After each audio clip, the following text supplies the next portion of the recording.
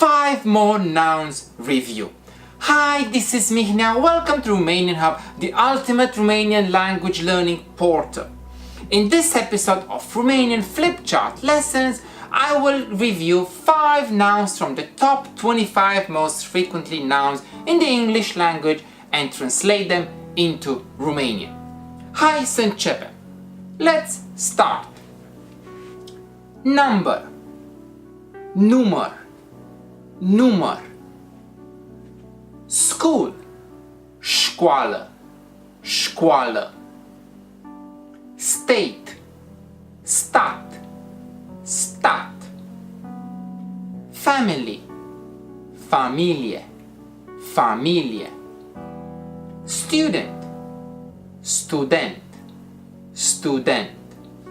And that's the end of Romanian Flip Chart lesson. Now it's your turn. Make a sentence with one of the target words and post it in the comment section below. And don't forget to subscribe. In that way, you won't miss the next episode. Ciao! This is Mihnea, signing out from Bangkok.